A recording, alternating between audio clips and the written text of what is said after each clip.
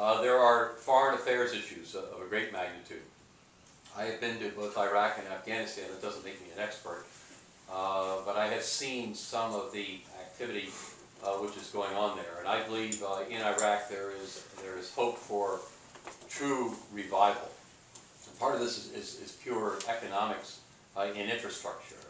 There is some relatively strong infrastructure for education. In an economic point of view, they have oil, they have other mineral sources, other things that can produce real income. Afghanistan is a different story. It is other than the poppies which they grow for drugs, and they apparently just discovered some minerals there. There's very little real good economic activity. 3 Cups of Tea, the book is well worth reading by Greg Mortensen, who came to Delaware several months ago and received the Commonwealth Awards award. He's just written another book too, and it is very interesting to see the total lack of academic opportunities for people in that part of the world, particularly women, and that is something which has to be reversed, I think, before Afghanistan can be successful. And how we're going to extract ourselves from there and leave behind a government which is going to work. I mean, necessarily won't call it democracy. It's very difficult. The Taliban is ready to step back in, and all of us have to worry about Al-Qaeda and what we're doing in the whole areas of terrorism, among other things. So those are some of the things that I am concerned about. We're engaged in the election. We're working extremely hard in the election to do all we can to get elected. These are bumper stickers. I have always thought these were a good idea for everybody, your forehead, your car, whatever it may be. And then we read, I think it was on Charlie Crist's website or something, that somebody has calculated that each bumper sticker represents 7 votes. So if everybody in this room would take 1, 2, or however many bumper stickers you can and put them on cars, that would be tremendously helpful. I have no idea about the 7 votes, but you've got to be worried for something, I would guess, one way or another. But there's a lot of things that you can do. I've been given a list here of some of these things. You can sign up to help on primary day, which is September 14th, which will be a lot of phoning and that kind of thing. Working at polls, that business. Election day is November 2nd. Our first holiday is November 3rd, by the way, but election day is November 2nd. There out here are volunteer cards, which you can take or take more and give to a friend. Some of the people in my campaign are around here. Stephanie is sitting down trying to hide, I think, but she's involved in my campaign. And Teddy over here is involved with the campaign. And some of the people and Danielle is involved in the campaign.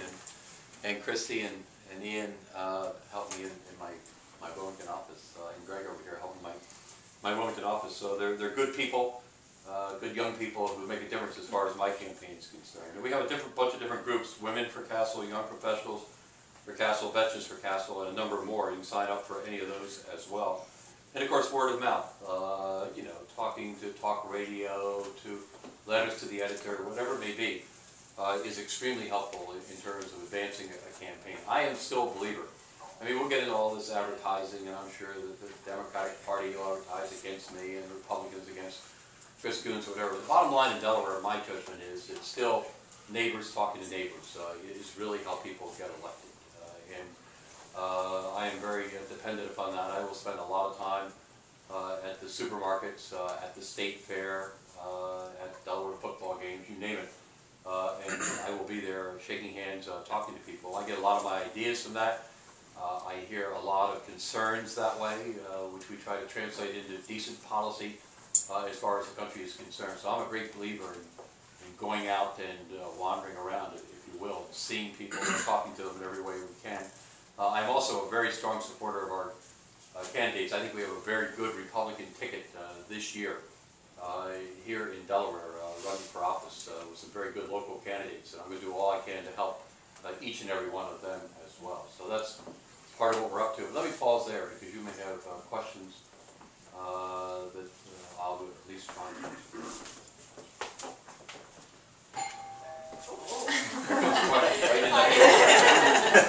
Who's at the door? Anybody have any comment, question, anything you want to say? I do have a question. about the present administration's dealings with Israel? My impression of that is that their dealings with Israel have been mishandled. I believe the President's interaction, not the last time around before Netanyahu, was a mistake. I think their reaction to some of the things that are happening in Israel, the flotilla situation with Turkey was mishandled. I don't think there's any question that they had the right to do what they did. I think they may have handled it in a ham-handed fashion when they went aboard that ship. But I believe they were in their right to do that. We need to understand that Israel is the one country in the Middle East which really has American principles in mind. They are a democracy. They have the same beliefs that we do in terms of economic development and education. There's a great alignment there.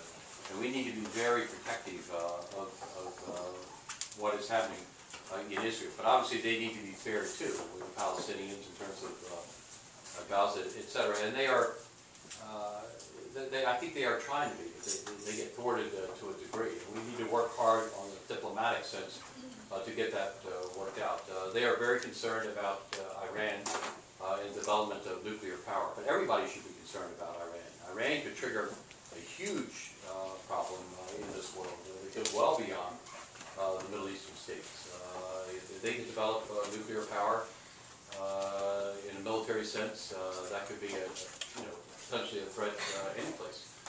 And so as a result of that, their concern is legitimate, and I don't believe in military action. I believe in strong diplomatic and economic activities such as the sanctions which we passed in Congress. We need to pursue that. I think that's vitally important. But I think the administration's been a little slow to be supportive of Israel and to state, articulate the reasons of why we need to be supportive of Israel.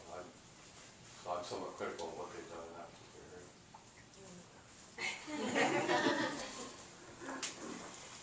Yes, sir. Congressman.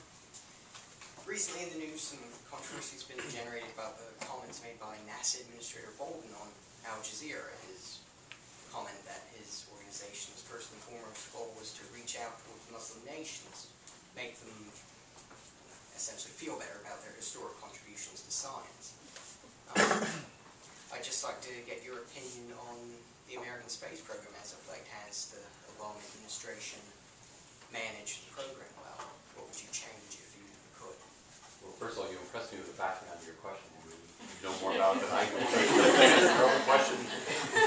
But the space program is concerning. I mean, when you talk about putting a man on the moon, some number of decades ago now, I mean, that's fine. That's a clear objective that we can do. Putting another man on the moon now, or going to Mars, whatever it may be, is not quite as exciting as that was. But we need to remember, and it's also very expensive. The cost of NASA and space program is hugely expensive at a time when I feel that's the single greatest issue facing this country. We need to reduce our spending, particularly spending which we can either put off or is unnecessary.